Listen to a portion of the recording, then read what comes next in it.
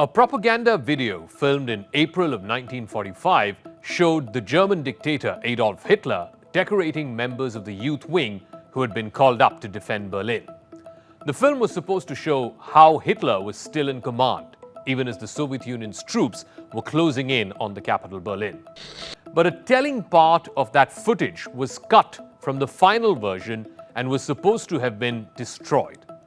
The cut portion, which was discovered much later, in the 1970s, it was found in an East German film laboratory. Now, what is special about this particular footage was that the Nazi leader's left hand is seen shaking violently as he holds it behind his back while greeting the military officers of the youth wing. Now, many historians and experts believe that Hitler was suffering from Parkinson's disease at the time that this video was filmed. Parkinson's hampers muscle control and impairs mobility. A person basically has no control over involuntary behavior, and handshaking is a classic sign of it. Surviving records later show how Hitler's personal doctor, Theodor Morell, had first noted Hitler's left hand shaking back in 1941, but he put it down to stress.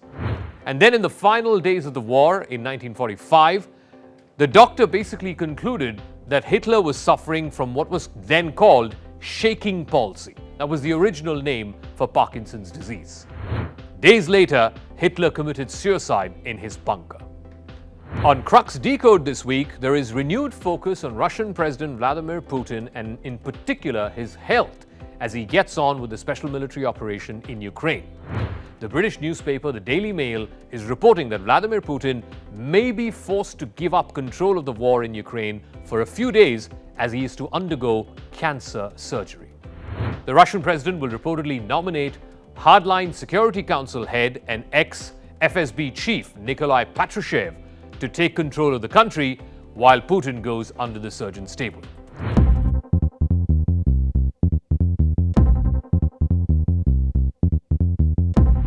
Patrushev is seen as one of the key architects of the Ukraine war so far. In fact, both Putin and Patrushev go a long way. They were colleagues together in the KGB, which is the predecessor to the FSB. And around the time when Putin became president in the late 90s, early 2000s, he made Patrushev the director of the FSB. The FSB is involved not just in intelligence gathering, that's one of their sole responsibilities, but they're also responsible for the president's bodyguard and inner perimeter security. Now, this claim of Putin suffering from cancer and having to undergo operation, it first appeared in the Russian Telegram channel General SVR. Now, this same Telegram channel had also reported some months ago that Putin was suffering from abdominal cancer and that he also had Parkinson's disease. This first appeared about a year and a half ago.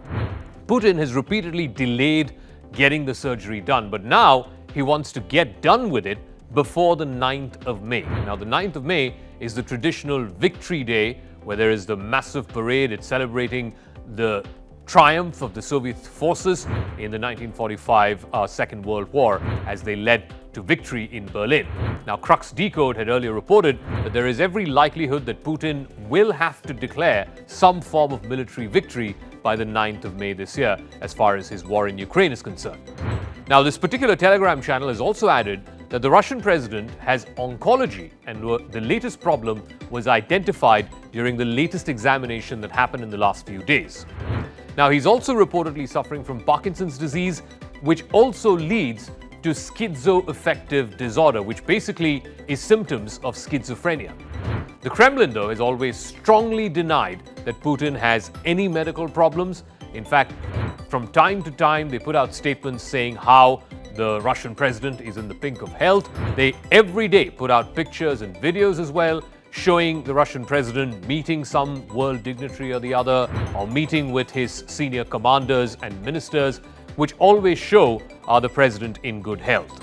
Now, Putin is unlikely to agree to any kind of transfer of power, but given the fact that this operation is going to take a few days, he may not be fully in his senses for those 2 or 3 days.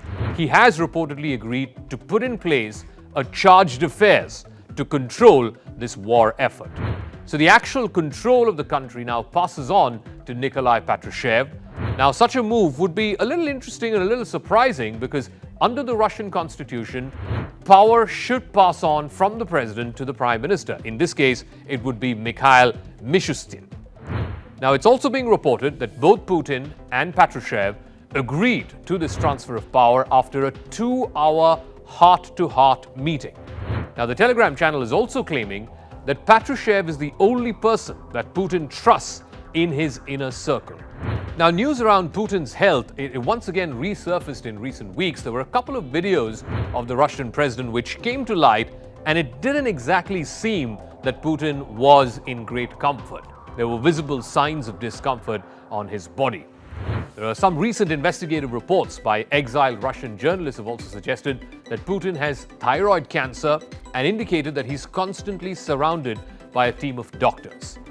Now, what happened recently was these videos seem to show an indication of involuntary behavior, basically a violent shaking of the hand, which doctors say is a sign of Parkinson's. Now, at a recent meeting with the defense minister of Russia, Sergei Shoigu, Putin was seen firmly gripping a desk. Many drew attention to his rather sickly appearance as well in that video.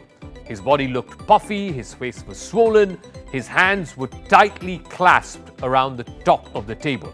Now, clinging to the table with his hands is a way to try and hide this noticeable tremor or this noticeable shaking of the left hand. Now, for more than a month, the attending physicians have not been able to convince Putin that he needs to change the drugs that he's currently taking because those drugs seem to be ineffective against cutting down on this symptom or against pushing back on the symptom of the shaking of the hand, the involuntary shaking of the hand. The president, they say, is too afraid to change his medicines. But that was not the only video. There was another one that surfaced. This was just in the days before the Ukraine invasion happened. Vladimir Putin is seen shaking hands with the Belarusian leader Alexander Lukashenko. This clip was filmed, like I said, just days before the 24th of February. This clip too shows Putin gripping a chair and pressing his hand to his chest to stop it from shaking.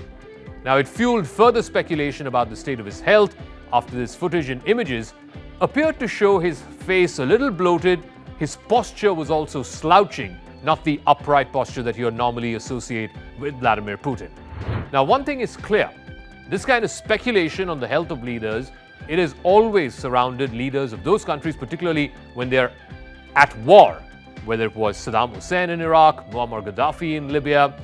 This has been something that has been happening from time to time. But in the case of Vladimir Putin, the West would be happy to fan this, even if it is a rumor, even if there isn't any merit to these stories and to this Telegram channel that has come up. And the Kremlin would clearly see this as Western propaganda. But Vladimir Putin's health and the health of his country and the health of his economy, and most importantly, the state of war that he started, will be all the more under scrutiny in the coming days.